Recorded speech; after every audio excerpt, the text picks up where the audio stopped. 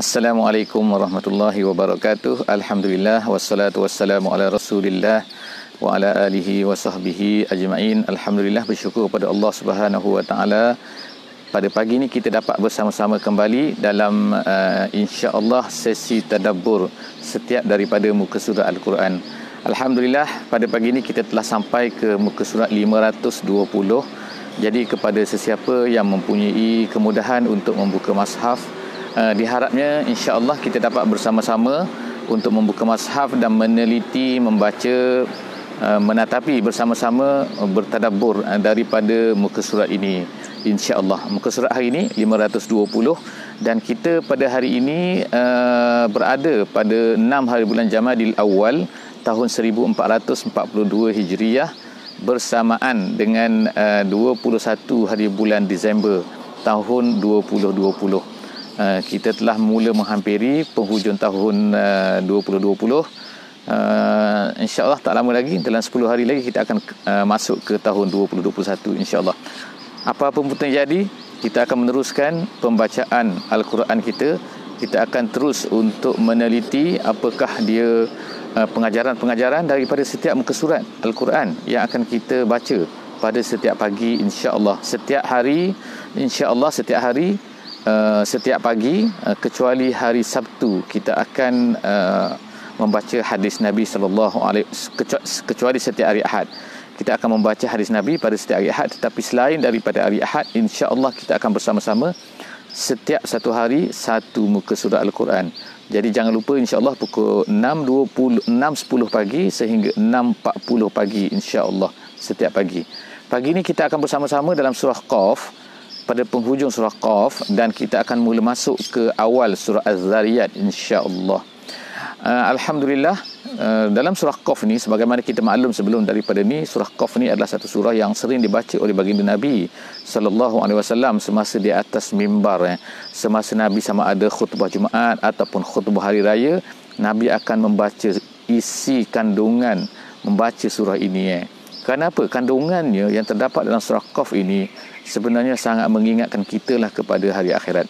Dan yang terakhir pada muka surat ini kita akan dapat lihat apa dia, iaitu yang pertamanya Allah Subhanahu wa taala menyebutkan tentang kekuasaannya dan juga menyebutkan apa yang telah berlaku kepada orang-orang yang sebelum daripada kaum Quraisy ni, sebelum daripada kita lah. Kalau kita di zaman moden ni, kita kata orang-orang sebelum daripada ni, yang hidup sebelum daripada zaman kita ni, tahun 2020 ni, mereka ni sangat hebat. Lebih hebat lagi daripada manusia, daripada manusia yang ada pada hari ini. Kalaulah kita merasai bahawa wow, manusia boleh naik ke bulan, mengambil batu daripada bulan dan sebagainya kan. Tapi manusia zaman dulu hebat, lebih besar, lebih berkuasa lagi. Tetapi ke mana mereka? Mereka telah dihancurkan oleh Allah Subhanahu wa taala. Jom insya-Allah sama-sama kita masuk ke surah muka surat 520, surah Qaf. A'udzubillahi minasyaitonirrajim. Wa kam ahlakna qablahum min qarnin hum ashaddu minhum batsha fanaqabu fil bilad hal min mahis. Sadaqallahul azim. Ayat 36 yang telah saya bacakan tadi bermula dengan wakam. Wakam ni kalau ikut dalam bahasa Arabnya maknanya ialah pertanyaan lah, berapa, kam, berapa. Tapi kam di sini ulama tafsir kata kam khabariyah. Kam khabariyah ni menunjukkan apa? Bukan nak tanya berapa, tapi nak beritahu berapa banyak, iaitu nak memberitahu. Makna kam di sini maknanya banyak, maknanya berapa banyak gitu, bukannya berapa tak tahu berapa, tapi berapa banyak kami telah hancurkan. Banyak dah sebelum daripada Allah Taala hancurkan, iaitu mereka ni. Siapa mereka ni? Qablahum, sebelum daripada orang Quraisy, sebelum daripada kamu ni, sebelum daripada manusia lah, hum, sebelum daripada mereka. Jadi Allah Subhanahu Taala menggunakan hum ni untuk menanyakan mereka tu merefer kepada yang pertamanya, of course lah, kepada orang-orang Quraisy yang memusuhi Nabi, yang membenci Nabi, yang menolak dakwah Nabi sallallahu alaihi wasallam. Tetapi hum ini juga adalah terpakailah kepada kita sekarang ni, iaitu orang-orang yang menolak Islam pada hari ini. Berapa banyak dah sebelum daripada ni orang-orang yang menolak Islam. Apa? Min kornen. Min kornen ni dalam bahasa Arabnya, kornen tu ialah kurun lah. Tapi kornen dalam bahasa Arab artinya ialah manusia tu, manusia yang hidup di satu-satu zaman tu.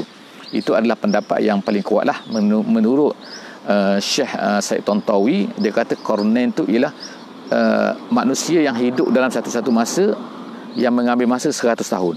Jadi orang-orang Melayu lah, kita perkataan Melayu kita kata kurun tu ialah 100 tahun. Apa pun memang ada pendapat begitulah di kalangan ahli tafsir, apa pun menunjukkan bahawa manusia yang hidup dulu sebelum daripada kita kan, kalau kita tengok tu 100 tahun ke ataupun sebagainya, satu kurun, satu zaman ke dan sebagainya, mereka ni sebenarnya lebih kuat lagi. Asyaddu minhum batshan tu maknanya ialah kekuatan dia lah, maknanya dia nak apa-apa dia boleh ambil. Itu batshan. Kalau ikut batshan ni asal maknanya al-akhzu asy-syai' bil quwwah, maknanya dia boleh tarik, dia nak dia. Batshan maknanya jangkauan dia, cengkaman dia, masya-Allah hebat kan. Jadi Allah Taala beritahu orang-orang sebelum daripada orang Quraisy ni lagi hebat. Sama ada Firaun ke, sama ada Namrus ke, sama ada kaum Nabatian ke, sama ada kaum Nabi Hud ke, kaum Nabi Nuh ke, mereka ni hebat. Tapi fanaqabu fil bilad, mereka ni terpaksa lari merayau-rayau di atas dunia ni di atas negara. Jadi Allah kata sini naqabu ni asalnya perkataannya adalah mengorek tu, iaitu mengorek bukit, mengorek tanah, naqabu kan. Kalau orang sekarang ni kan nak cari minyak ke, jadi naqabu. Tapi naqabu dalam ayat ni maknanya ialah berlari-larian di atas muka bumi ini kerana nak lari daripada azab Allah Subhanahu Wa Taala. Jadi apabila Allah Taala nak azabkan mereka naqabu fil bilad, mereka berlarian mencari hal min mahis. Tapi Allah Taala tanya, ada ke tempat nak lari? Ada ke tempat nak selamat? Sebab apa? Dunia ni Allah Taala punya. Jadi kalau manusia nak lari ke mana? Lari atas dunia ni juga. Tak, mereka kata tak, mereka bukan lari dunia, lari ke angkasa lepas. Angkasa lepas tu siapa punya? Allah Taala punya juga. Jadi mereka nak lari ke mana? Mereka nak keluar daripada alam buana ni, sedangkan semua benda adalah diciptakan oleh Allah Subhanahu Wa Taala. Jadi hal min mahis, ada ke tempat nak lari? Ada ke tempat nak selamat? Inna fi zalika la zikra liman kana lahu qalbun aw alqas sam'a wa huwa syahid. Jadi Allah Taala kata, sepatutnya pengajaran yang kamu sampaikan, Al-Quran ni yang kamu sampaikan kepada mereka ni, sepatutnya kepada manusia ni sepatutnya menjadi pengajaran. Jadi kita semualah kan, kita sekarang sepatutnya Al-Quran ini menjadi pengajaran, tapi tak semua orang dapat ambil pengajaran tu. Allah Ta'ala sebut sini, orang-orang yang akan dapat ambil pengajarannya hanyalah mereka lahu qalbun, orang yang ada hati. Semua orang ada hati, tapi hati yang tak digunakan untuk memahami kalimah Allah Ta'ala, memahami pengajaran Allah Ta'ala. Kemudian al-qas sam'a, ataupun orang yang mencampakkan, makna al-qas sam'a ni mencampakkan pendengaran. Artinya maknanya ialah menjadi good listener lah kita katakan, iaitu mendengar dengan baik. Jadi ada orang bila kita cerita benda-benda baik ni, dia tak nak dengar. Bila kita cerita benda-benda yang datang daripada Allah, mereka tak nak dengar. Tapi kalau perkara-perkara yang mendatangkan, katakan ada tawaran hebat ke, tawaran murah ke, barulah sibuk nak dengar.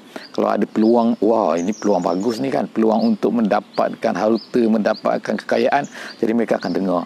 Jadi macam itulah manusia kan, al-qas sam'a tu, mereka tak nak dengar kalau benda-benda tu datang daripada pengajaran-pengajaran yang benar kan. Jadi Allah Ta'ala kata wa huwa syahid. Syahid ni maknanya menumpukan dan memerhatikan. Kalau ikut asalnya saksi kan, tapi saksi dan menyaksikan, mendengar dengan baik dia. Jadi maknanya Allah Ta'ala sebut 3 sini kan. Pengajaran Al-Quran ni ataupun kebenaran ni hanya akan dipahami, akan dapat diteliti oleh orang-orang yang mempunyai ketiga-tiga ni, iaitu apa? Menjadi good listener, mendengar dengan baik, lepas tu memerhatikan, berfikir dan sepenuh give intention lah kita katakan syahid ni kan. Itu maknanya memerhati, mendengar dengan, bukannya duk main telefon, kita duk cerita kan, ataupun sebagainya, duk bersembang, tak dengar apa kita nak cerita. Itu maknanya tidak mempunyai tidak mencukupi syarat-syarat untuk mendapat Al-Quran ni akan menjadi zikra kepada mereka, ataupun apa-apa yang dalam Islam ni menjadi zikra kepada mereka. Walaqad khalaqnas samawati wal arda wama bainahuma fi sittati ayyam. Kemudian Allah Ta'ala sebutkan, sesungguhnya kami ni telah ciptakan langit, bumi, apa yang di antara langit dan juga bumi ni dalam sittati ayyam. Dalam terjemahan kata 6 hari. Itu terjemahan tapi ayyam di sini ulama-ulama telah berbeza pendapat. Apa maksud ayyam sini? 6 hari. Hari apa? Hari ni ada ulama kata, setengah kata hari dunia lah, iaitu 24 jam ni. Ada yang kata tak, hari situ ialah hari akhirat. Tak, ada yang kata lagi ialah hari situ ialah bukannya maksud hari, tapi maksudnya ialah waktu. 6 waktu. Jadi 6 waktu. Waktu macam mana? Wallahu alam. Ulama-ulama tafsir berbeza pendapat sini. Kita jangan banyak, tapi kita ambillah kata-kata yang disebutkan oleh Sa'id bin Jubair. Sa'id bin Jubair ni ialah seorang tabi'in yang masyhur. Seorang ulama daripada tabi'in yang masyhur. Dia mengatakan bahawa Allah Subhanahu Wa Taala membuat, Allah Taala boleh dapat untuk melaksanakan, menjadikan langit dan bumi ini dengan hanya kun fayakun. Jadi jadilah. Tapi kenapa Allah Taala memberitahu fi sittati ayyam ni? Kerana Allah Taala nak beritahu kepada kita, wahai manusia, artinya kan, apabila kamu buat sesuatu, maka buatlah dengan ta'anni. Ta'anni itu maksudnya berhati-hati, dengan perlahan-lahan, dengan bukan perlahan lambat tapi maksudnya dengan berhati-hati maksudnya. Iaitu maknanya buat betul-betul, ambil kira betul-betul, dan jangan nak kalut, jangan nak cepat tapi tak menjadi. Jadi itu kata Sa'id bin Jubair. Walau apa pun, itu adalah pendapat-pendapat ulama lah yang mengatakan apa maksud sittatu ayyam. Dalam ayat-ayat yang lain juga disebutkan sittatu ayyam ni. Kemudian apa yang nak disebutkan dalam ayat ini ialah yang terakhir tu, wa ma massana min lughub. Lughub ni artinya ialah penat, kata. An-nasab tu at-ta'ab. Adakah Allah Taala setelah daripada buat ni, Allah Taala sebutkan 6 hari seolah-olah macam masa tu lama kan? Oi, mestilah penat Itu siapa tu? Kata-kata orang Yahudi. Orang Yahudi mengatakan Allah Taala seminggu ada 7 hari, 6 hari Allah Taala dah buat langit dan bumi, dan kemudian dia penat, kemudian dia berehat.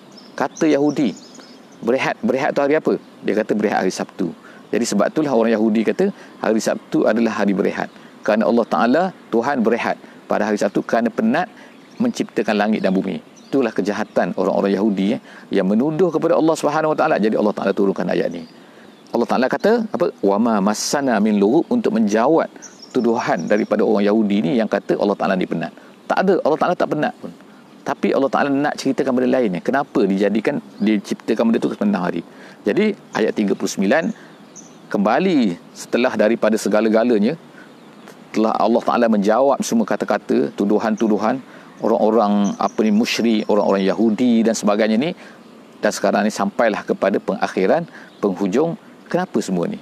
Allah Ta'ala cerita semua kan tentang bangsa-bangsa, Allah Ta'ala binasakan dan sebagainya. Allah Ta'ala berkata, sini ialah itu apa? Maka fasbir. Jadi fa di sini ialah, kalau terjemahannya makalah.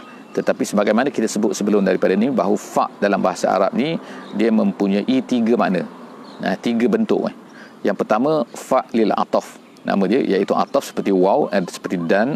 Yang keduanya fa lit ta'qib, fa untuk menunjukkan kepada apa yang selepasnya, berlaku immediately after.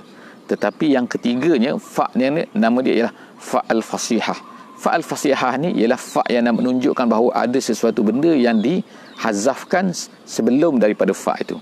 Yang dihazafkan maknanya yang tak disebutkan. Jadi Allah Ta'ala tak sebut. Kenapa? Bila sebut fa tu, maka difahamilah secara direct bila kita baca dalam bahasa Arab ni. Jadi fa sini ialah fa al-fasihah. Maka oleh semua kerana itulah, kerana yang sebelum-sebelumnya, maka oleh kerana itu wahai Muhammad, fasbir. Jadi kita katakan kepada orang-orang yang beriman, kepada orang-orang yang berdakwah, kepada orang-orang yang menyampaikan Islam, kepada orang-orang yang penat menghadapi manusia-manusia ni yang menolak Islam ini, kita katakan kepada mereka, maka fahamilah ayat ini. Ayat ini adalah ditujukan kepada kamu semua, kepada kita semualah, iaitu sebagai orang Islam yang menyampaikan Islam, yang telah menyampaikan Islam, ataupun yang sedang berusaha. Fasbir, sabarlah. Takut kita ni kadang-kadang tak sabar kan, kerana penat kita tak sabar. Nabi SAW berkepenatan 13 tahun di Mekah, 10 tahun di Madinah kan, untuk menyampaikan Islam. Betapa susahnya, tapi akhirnya Allah Ta'ala beri kepada baginda Nabi SAW dengan kemenangan Fathu Mekah, mengalahkan orang-orang Quraisy itu, dan mendapat kemenangan seluruh tanah Arab telah menjadi Islam. Bayangkan dalam masa 23 tahun saja tanah Arab telah menjadi Islam, dengan padang pasirnya, dengan tidak ada telekomunikasinya, dengan susahnya kan, tapi boleh menjadi Islam. Jadi kita insya-Allah InsyaAllah kan kita akan berusaha untuk menjadikanlah insyaAllah dunia ini supaya menerima Islam, menampak Islam tu kan, dan kemudian mereka memahami Islam kan, supaya semua telinga-telinga yang ada di atas dunia ini akan mendengar Islam, insya-Allah. Jadi Allah Taala kata fasbir, maka sabarlah kita semua, sabarlah wahai Muhammad, ala ma yaqulun, di atas apa yang mereka katakan. Sabar. Jadi sabar ni banyak kan. Sabar ni tak penyiksaan mereka, tapi Allah SWT fokuskan di sini ialah terhadap apa yang mereka katakan. Apa yang mereka katakan? Mereka menuduh macam-macam menuduh Nabi Muhammad, menuduh pendakwah, menuduh kepada Islam macam-macam kan. Sabar. Sabar artinya bukan sabar tu maknanya diam, tapi sabar tu maknanya teruskan kerja, makna dia. Fasbir ala ma yaqulun wasabbih, dan kemudian Allah Taala sebutkan dia bersabar dan kemudian kena buat apa? Wasabbih, bertasbihlah kamu bihamdi rabbik, subhanallah wa bihamdih, subhanallah wa bihamdih. Subhanallah itu adalah tasbih, bihamdi itu wa bihamdih, wa bihamdi rabbik. Allah Taala kata qabla tulu syamsi wa qabla al-ghurub, sebelum daripada naik matahari dan sebelum daripada jatuh matahari. Jadi ulama kata sini ialah sebelum daripada subuh, sebelum daripada naik matahari iaitu subuh, dan sebelum daripada jatuh matahari iaitu asar. Allah Ta'ala khususkan sebut di sini dua waktu ni. Kenapa dua waktu ni adalah dua waktu yang dikata mempunyai keistimewaannya. Jadi kita alhamdulillah baru saja sekarang ni kan, baru naik matahari kan. Di sinilah kan, mungkin di tempat lain baru saja tengah subuh lagi, sedang masih subuh lagi dan sebagainya kan. Wallahu a'lam bissawab kan, berbeza tempat-tempat kita kan, tetapi waktu subuh adalah waktu yang sangat mulia. Allah Ta'ala sebutkan dan kita bertasbih subhanallah wa bihamdih, subhanallah wa bihamdih. Dan kata setengah ulama kata tasbih di sini artinya ialah bersolat. Hendaklah kamu bersolat sebelum daripada naik matahari dan sebelum daripada jatuh matahari. Itu satu pendapat ulama qabla tulu'il syamsi wa qabla al-ghurub. Kemudian wa minal laili, dan kemudian pada waktu malam pula. Waktu malam ni Allah Taala kata fasabbihu, maka hendaklah kamu juga bertasbih. Jadi kata setengah ulama ialah sembahyanglah kamu pada waktu malam juga. Jadi dikatakan iaitu sebagaimana kata Jalalain, iaitu sembahyang maghrib dan juga sembahyang isyak. Dua sembahyang tu untuk apa? Untuk ayat 40. Wa minal laili fasabbihu, bertasbihlah kamu, sembahyanglah kamu, wa adbaras sujud, dan kemudian selepas daripada sujud. Selepas daripada sujud ni apa maksud dia? Makna bertasbihlah selepas daripada sujud atau bersembahyanglah selepas daripada sujud.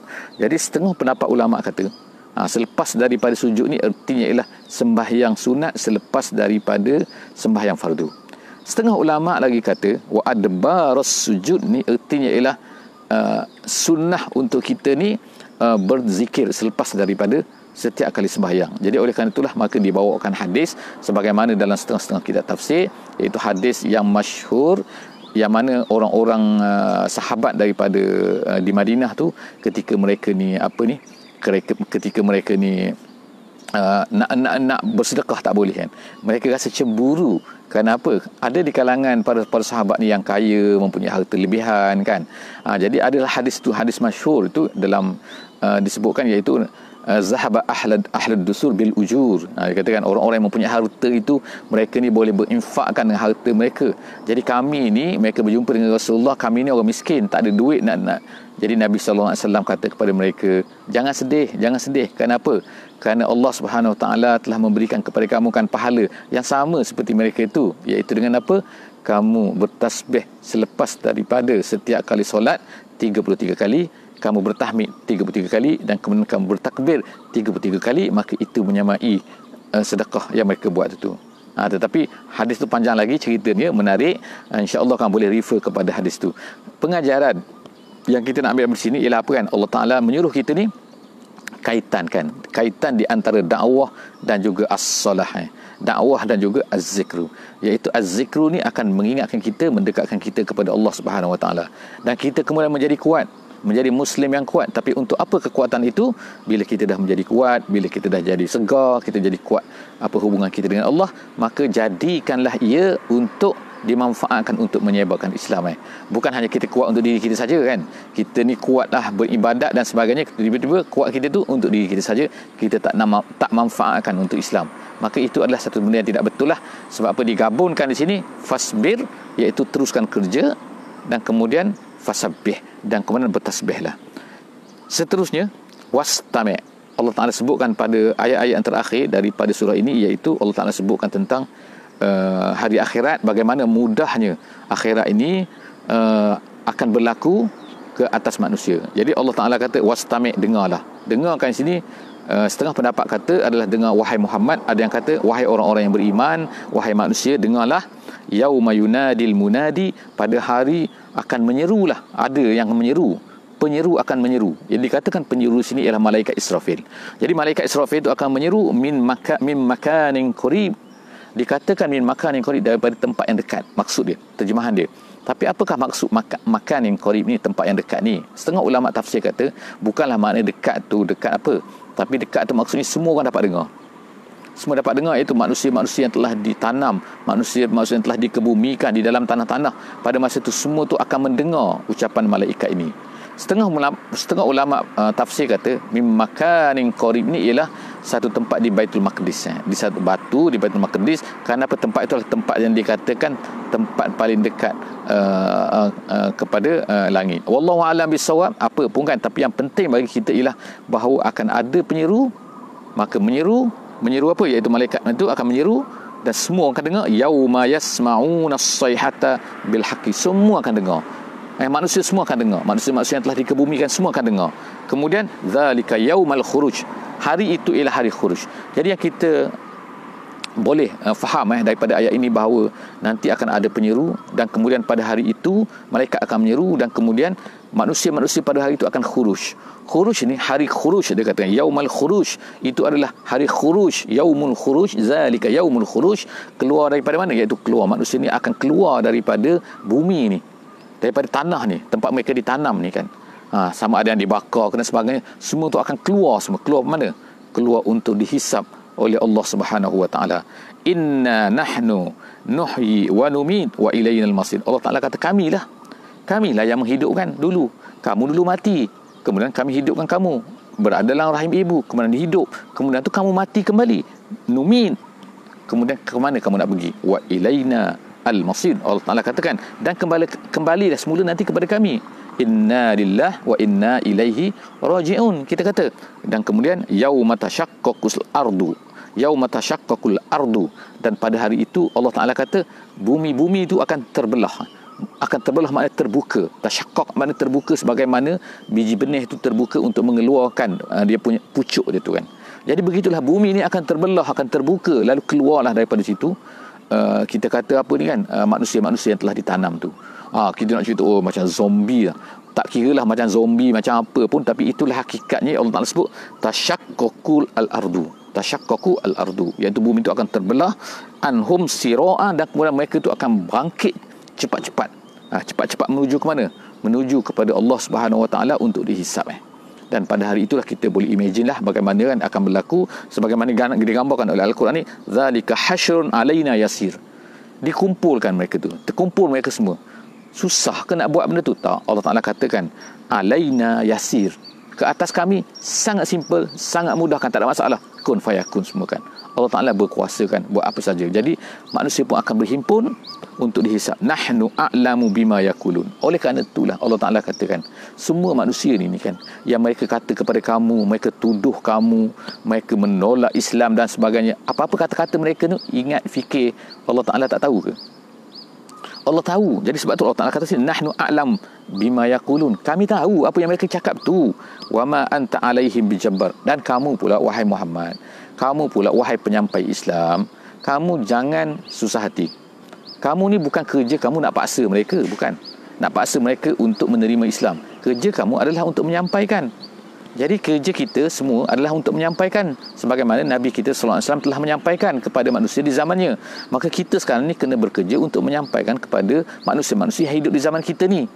Tapi bukan kerja kita ni menjabar, walaupun ada ulama menyebutkan bahawa ayat ini telah dimansuhkan dengan ayat As-Saif, sebagaimana kata Imam Jalalain di dalam tafsir mereka. Tapi apa pun ialah nak beritahunya ialah kita ni tak boleh paksa hati manusia kan. Manusia dia nak terima tak terima, kita hanya akan menyampaikan, kita hanya boleh menunjukkan kepada mereka tentang kehebatan Islam. Fazakir, maka oleh kerana itu wahai Muhammad, fazakir, zakir maknanya berilah peringatan kepada manusia ni bil Quran, dengan menggunakan Quran. Jadi kita umat Muhammad ini mestilah menggunakan content of Quran tu kan. Jadi sebab itulah kita ni buat ni bersungguh-sungguh ni pada hari ni, pada bila-bila, setiap pagi, setiap hari, setiap ketika ulama-ulama, ustaz-ustaz penceramah menyampaikan Islam ni supaya kita faham Al-Quran ni. Jadi kita sebagai orang Islam sepatutnya kena faham Quran. Kalau tak, macam mana kita nak sampaikan kepada manusia Al-Quran kalau kita sendiri tak tahu Al-Quran? Jadi Allah Ta'ala kata situ, fazakir bil Quran. The content of Al-Quran tu hendaklah kita menjadikan bahan untuk disampaikan kepada manusia, untuk diingat. Allah Ta'ala turunkan Al-Quran itu dengan susah, dengan beratnya kepada Nabi Muhammad sallallahu alaihi wasallam. Tiba-tiba kita buat hanya untuk dibaca saja. Takkan dah, sebagai contohlah kita katakan surat khabar lah, surat khabar pada hari ni kan, surat khabar dikeluarkan setiap hari, dijual kan, manusia beli, kemudian manusia beli. Bukan hanya untuk dibaca saja kan, tapi untuk difahami apa ceritanya hari ni, apa ceritanya. Bukan tanya apa surat khabar ni, beritahu bagaimana nak baca surat khabar hari ni, tapi kita tak tahu apa konten dia. Takkanlah macam tu. Jadi Quran pun macam tu jugalah kita kan. Kita mestilah bersungguh-sungguh untuk mempelajari apa isi Quran. Supaya apa? Supaya kita fazakir bil Quran. Kita boleh sampaikan, peringatkan manusia dengan Al-Quran. Man yakhafu wa'id, kepada orang-orang yang takut kepada wa'id, kepada janji Allah Subhanahu wa taala. Memang akan ada orang yang takut, insya-Allah kan akan ada orang takut. Tapi masalahnya ialah sama ada kita menyampaikan ataupun tidak kan. Habis kita, alhamdulillah, sadaqallahul azim, kita telah tamat surah Qaf. Sekarang kita beralih sedikit ke surah Az-Zariyat kerana surah Az-Zariyat ni berada di muka surat ini, dan ada 6 ayat daripada surah Az-Zariyat berada di muka surat 520 kita pada hari ini. A'udzubillahi minasyaitonirrajim. Bismillahirrahmanirrahim. Waz-zariyati zarwa, falhamilati wikra, faljariyati yusra, falmuqassimati amra, innama tu'aduna lasadiq wa innad dina lawaqi'. Sadaqallahul azim. Itu 6 ayat daripada surah Az-Zariyat.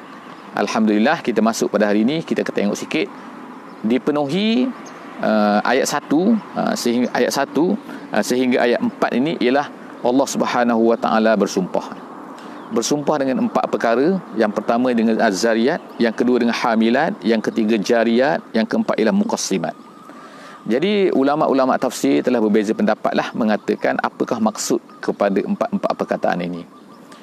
Pendapat yang masyhurnya telah membahagikan dua, iaitu yang pertamanya ialah maksud Az-Zariyat ini ialah angin, Ar-Riyah ini. Jadi yang pertama itu Az-Zariyat, iaitu Az-Zariyat ni daripada perkataan Zara. Zara ni maknanya, Zarra maknanya farraqa maknanya. Kalau Zarra maknanya farraqa ataupun baddada, iaitu apabila satu benda yang terkumpul kemudian kita pecahkan, sama ada kita tiup ke, kita pukul ke, kita buat apa, kita pecahkan sehingga dia berterabur, sehingga dia ni berkecai, itu nama dia zarra, iaitu kita pecahkan. Jadi Az-Zariyat ini ialah setengah ulama tafsir kata artinya ialah angin yang meniup awan itu sehingga awan itu berkecai. Awan tu daripada seketul besar kan, kemudian dia berpecahkan. Sebagaimana kita tengok pada hari ini kan, awan tu tak ada awan yang begitu besar kan. Jadi Az-Zariyat, angin yang kuat telah meniupkan dia sehingga dia tu pecah, berkecai. Itu yang pertamalah, pendapat yang pertama mengatakan Az-Zariyat tu maknanya angin. Kemudian yang keduanya ialah ayat yang kedua, iaitu falhamilati. Falhamilat ini ialah angin juga, iaitu angin yang mengandungi awan. Ataupun awan tu yang mengandungi hujan. Gitu kan. Jadi falhamilat, hamilat ni hamil kalau kita kata perempuan hamil maknanya perempuan yang mengandung Sebab apa? Sebab dalam kandungan itu ada anak. Jadi tapi apa-apa saja yang mengandung, yang membawa sesuatu benda, maka itu kita panggil dia hamilat. Jadi kalau lori itu pun lori, kontena yang membawa barang tu kita panggil hamilat. Kalau kapal-kapal yang besar yang membawa barangan itu kita panggil hamilat. Jadi hamilat ni ialah dikatakan setengah ulama iaitu angin, awan yang besar yang mengandungi hujan di dalamnya, yang membawa hujan di dalamnya. Jadi sebab tu dia kata falhamilat wikra. Wikra tu ialah kandungan, iaitu hujan yang berada di dalam awan tu. Kemudian yang ketiganya faljariyat. Jariyat ni daripada jaryu. Jaryu ni maknanya berlari. Bila disebut jariyat, ramai ulama mengatakan sini maksudnya ialah kapal, iaitu kapal-kapal yang berlayar di lautan yang besar tu, faljariyat, yang membawa kontena-kontena lah, apalah kan. Kalau zaman dulu tak adalah kontena kan, tapi faljariyat tu kapal-kapal yang berlayar di lautan. Yusra artinya ialah mudah, maknanya kapal-kapal tu berlayar dengan mudah kan. Kita kata memang mudahkan, banyak kapal berlayar kan, dan membawa barangan-barangan untuk manusia kan, daripada satu tempat ke satu tempat. Tak kira lah kan, kapal tangki ke, kapal kontena ke, kapal orang ke dan sebagainya. Kemudian fal muqassimati amra, dan muqassimat ni makna qassam ni makna yang membahagi-bahagikan. Fal muqassimat, Allah Ta'ala bersumpah dengan sesuatu benda yang membahagikan. Apa yang maksud membahagikan? Ada yang kata awan yang membawa rezeki kepada, memberikan kepada manusia itu air, dan kemudian air itu tumbuhkanlah pokok-pokok dan sebagainya. Tapi ada yang mengatakan muqassimat ni maksudnya ialah malaikat, iaitu malaikat-malaikat yang bekerja untuk membawa, mencatat, memberikan rezeki. Bukan malaikat itu memberi rezeki, tapi malaikat itu ditugaskan oleh Allah Subhanahu Wa Taala untuk membahagi-bahagikan rezeki kepada manusia. Walaupun apa maksud daripada keempat-empat perkataan ini, tapi bagi kita ialah semua itu adalah sumpah. Setengah ulama tafsir mengatakan Allah Subhanahu Wa Taala membawa, menceritakan sini tentang rezeki. Ada awan yang mana membawa rezeki, ada awan yang mana tidak memberi rezeki. Tidak maknanya nak jadi hujan tiba-tiba tak jadi hujan. Jadi nak menunjukkan di sini, setengah ulama tafsir kata ialah menunjukkan bahawa kekuasaan Allah Subhanahu Wa Taala. Rezeki itu sebenarnya berada di tangan Allah Subhanahu Wa Taala, di bawah kekuasaan Allah Subhanahu Wa Taala, bukan tangan-tangan tapi maksud dia dengan kekuasaan Allah Subhanahu Wa Taala, dan dia boleh beri kepada manusia siapa yang dia kehendaki. Jadi sebab kebanyakan daripada empat perkataan ini ialah bercerita tentang rezeki, dan setengah ulama tafsir kata bahawa surah ini, surah Az-Zariyat inilah surah rezeki, iaitu nak ceritakan kekuasaan Allah Subhanahu Wa Taala membahagikan rezeki, memberikan rezeki kepada kemanusiaan. Kemudian masuklah kita ayat yang kelima dan ayat yang keenam. Allah Ta'ala pun menceritakan, Allah Ta'ala bersumpah demikian. Kenapa? Nak ceritakan apa? Satu benda yang besar. Apa benda yang besar itu? Innama tu'aduna lasadiq. Apa yang innama tu'aduna, apa yang kamu dijanjikan itu adalah benar. Iaitu apa? Janji kamu akan mati, janji kamu akan bertemu dengan Allah, janji kamu akan dihisap, adakah kamu yang masuk syurga, adakah kamu masuk neraka dan sebagainya. Semua itu adalah janji-janji, benda yang Allah Ta'ala cerita yang akan berlaku. Semua itu adalah benar. Ingat semua itu adalah benar. Kemudian wa inna dina lawaqi'. Din di sini adalah iaitu pembalasan. Pembalasan Allah itu akan berlaku kepada manusia. Jadi kita sampai ke situ. InsyaAllah hari ini kita akan jumpa lagi di hari esok insyaAllah dalam sesi seterusnya, muka surat 521 di hari esok insyaAllah, hari Selasa. Wallahu a'lam bissawab. Apa yang baik itu daripada Allah, apa yang kurang itu daripada saya. Jom insyaAllah jumpa lagi. Jangan ke mana-mana esok Sila share, jangan lupa dengan kawan-kawan insyaAllah share supaya kita dapat pahala sama-sama dengan apabila orang baca apa yang kita share tu insyaAllah letakkan linknya dalam kawan-kawan semua, tempat di mana saja tempat yang Auda semua boleh letakkan insyaAllah. Moga-moga Allah Ta'ala memberi keberkatan kepada hidup kita pada hari ini insyaAllah dengan pembukaan Quran kita pada hari ini. Wallahu a'lam bissawab. Subhanakallahumma wa bihamdika asyhadu an la ilaha illa anta nastaghfiruka wa natubu ilaik. Bismillahirrahmanirrahim. Wal 'asri innal insana lafi khusr illa allazina amanu wa 'amilus solihat wa tawasaw bil haqqi wa tawasaw bis sabr. Wassalamu alaikum warahmatullahi wabarakatuh.